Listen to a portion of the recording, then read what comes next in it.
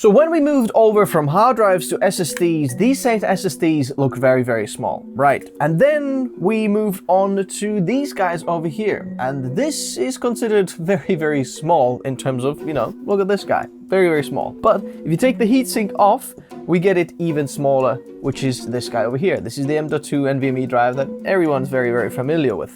But did you know that you can also get it at this size, which is smaller than your SD card and up to 10 to 40 times faster than your SD card? Yes, this is an m.2 NVMe drive, but why is it that small? And does the size actually matter? Well, we're gonna find out.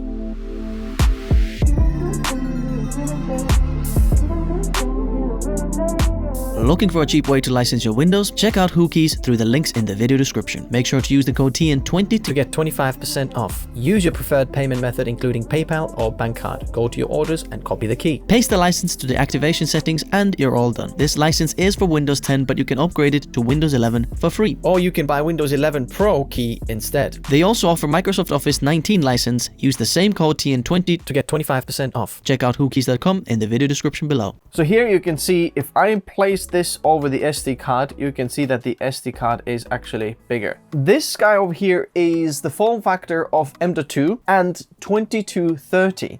And the normal usual NVMe, you know, is 2280. But what do these numbers mean, 2280? If I take a caliper here, and if we actually measure, I have to be careful not to touch any of the metal connectors there. There we go.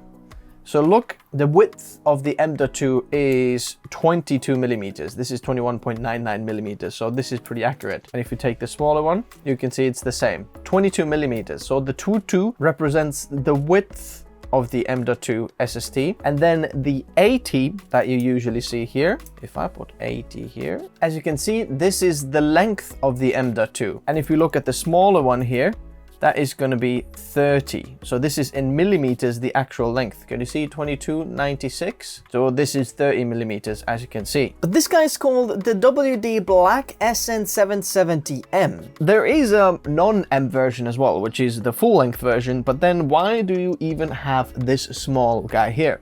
And this is for your handheld gaming devices, really, or some places where the length of the SSD is not feasible. You can't fit an m.2 in maybe smaller PCs. You'll have to use some of these smaller ones, because basically all they've done is just chopped the rest of this off and try to keep the controller and the one chip of NAND still on there. If you look at the longer ones, you can see that the NAND is like all over here more, but here there is only one chip. And this guy comes in 500 gigabytes, 1 terabyte and 2 terabyte size. 2 terabyte, that's small.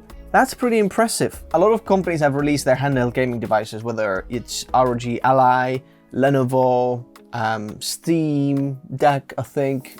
I'm not familiar with gaming, so you might help me out in the comment section below. Basically, this is what you'll be using this for. But what I wanted to know is, how does this smaller version of an NVMe compare to something that's the full size? Some other SSDs that we've tested on the channel. And is there any performance benefits or downsides just because it's smaller? And also, I think there's a very interesting use case, which I'll talk to you about in a minute. Up to 5,150 megabytes per second. So this is a PCIe Gen 4 drive. And on the box, it says 5,150 megabytes per second. So I wanted to test the sequential read-write speed to see what I'm getting. And I am getting 5,255 megabytes per second read speed. And if we're comparing it to the other drives that I've tested on the channel, it's not some of the high-end Gen 4 drives that go 7,000 plus. It's kind of the middle pack, the earlier versions. If you remember the Sabrent Rocket 4.0 1 terabyte NVMe, what you can see over here, Cardia Z440, Samsung 990 EVO, which is actually the hybrid drive that we talked about. But they are kind of in that ballpark. You can see the high-end Gen 4s, all that want to show the 7,000 plus megabytes per second on the box, are just somewhere all around here. When looking at the sequential write speeds, we're getting 4,984 megabytes per second, which is again somewhere in the lower end or middle of the pack of Gen 4 drives. Now, it's very hard to saturate even 5,000 megabytes per second sequential read-write speeds. Now also, if you look at some of the random 4K and Crystal Disk Mark score, then you can see this on the screen as well. I did this test. So this is tested with a Gen 4 interface, 12900K on a Gen 4 slot. These are the results that I'm getting here. But that's not all what the drive can do. Let's move on to PC Mark 10 Quick System Drive Benchmark. So this is for people who want to use this as a secondary m.2 SSD or secondary drive where you do light browsing or light kind of workflow on it, which means opening photos, documents, maybe playing back some video, just kind of randomly a little bit of little files going all over the place. So this is not something that we put big assets on or doing big video editing on or big conversion of files or something like that where we're massively saturating the SSD. This is kind of a light use that a secondary drive would do, not a full system, no operating systems on it, just secondary drive, which probably is what you would be using for, you know, the handheld devices, because you'd be storing games or data on there. It's not like massively intensive. It might write something big on it, but then you'd not be actively working with lots of data on it. And as you can see, the Quick System Drive benchmark is very, very impressive. Right on the top of the Gen 4 pack there, you can see a lot of these very fast NVMEs, slightly slower, like we can see Kingston KC3000, 4TB one here, Fury Renegade from Kingston as well, FireQ 530. These are all a lot more expensive, higher end drives there that are performing slightly lower.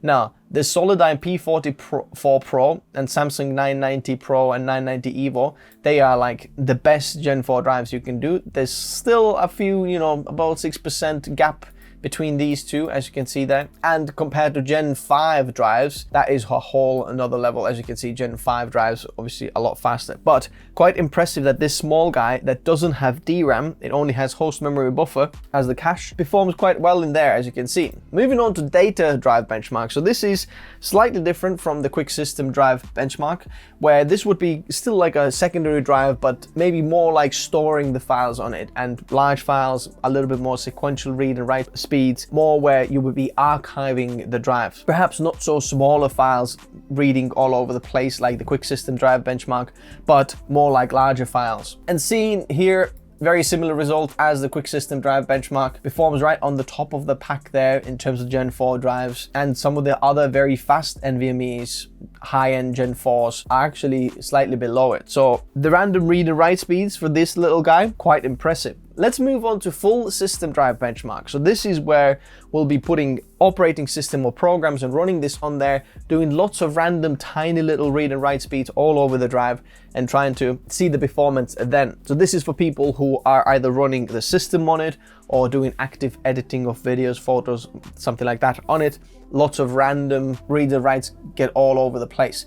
As you can see, again, very, very impressive. Similar to the Quick System and Data Drive benchmark, we're right on top of the pack there. Not quite the very, very high-end Gen 4 drives, which I wouldn't expect this to be because it's a little bit cheaper than them, but still faster than the FireQ 530, Kingston KC3000 or Fury Renegade. So as you can see, looks like the smaller form factor is not going to be any disadvantage to this SSD. But now drive consistency test. So this is where we'll be checking out very, very intense read and write speed. So this is where we'll be absolutely saturating the drive, filling the drive many, many times, writing about 20 terabytes of files on it. The test lasts about 20 hours and it's very, very intensive and really sees how well the drive keeps its performance under very hot circumstances, because no matter what drive I've tested, they always go very, very close to like 100 degrees, and how well can they keep their performance even at the very, very extreme conditions?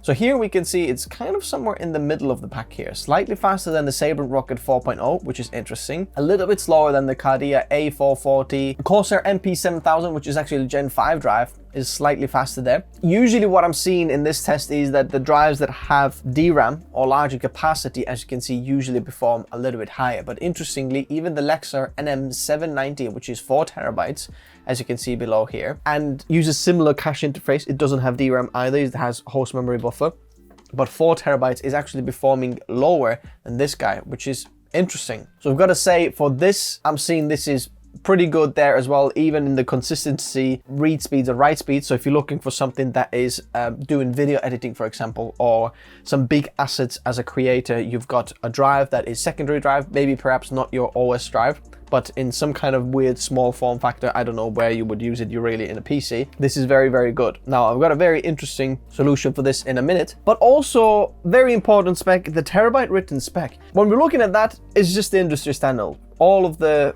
SN drives from Western Digital seem to be having the 600 terabyte written spec, which is just normal. What we see from Samsung and some of the other drives is nothing special. The obviously 500 gigabyte version of this will cut this in half. That will have it 300 terabyte written spec, but 600 for 1 terabyte is very, very standard. It's nothing amazing, but it's what Samsung and Western Digital offer, and anything a little bit more than that is usually good. But now you've seen that this little guy is actually very impressive. We're not actually losing any performance just because of the smaller form factor. Yeah, we can't have it in 4 terabyte sizes, but 2 terabytes is still pretty impressive in this size. So what can you do with this then? I know I mentioned the gaming handheld devices, or some of the devices that just have an extra M.2 slot, but it's very, very small, and a small compact one.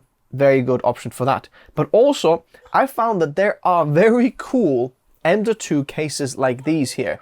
This is from Dock Case. This is M.2 2230 case here. And if you look at the size of this, this is very, very small. And so is this guy here. This is the charge disk enclosure as well. So this is a super small one as well. I've bought these ones and I'm going to test them out in another video because I want to see the performance of these and how these work. But having a very, very small M.2 enclosure is very interesting. I mean, we can look at some of these that are already built, like this Crucial one, as you can see, a lot bigger, and that is very, very small. If you're looking at some of the other enclosures that you can get, look how many times smaller you could get it in here. So if size is an issue for you and you want something very, very small, maybe an external, laptop drive that you want to edit off, then this SN770m is a very good drive for that. And I'll leave some of these very, very small M.2 cases in the description below as well. Now, if you want to pick up this SN770m, I'm going to leave it in the description below. Check it out over there, as well as in the pinned comments. Or if you want to check out some of these M.2 cases, they're there as well. Or if you're a creator and you want to build yourself best bang for buck creator PC, then you can find some build guides in the description below. I'll always get back to my Minek messages, also linked in the description below. Let me know which is the next drive that you'd like me to review, which SSDs. Let me know in the comment section below. Thanks guys for watching. Bye bye.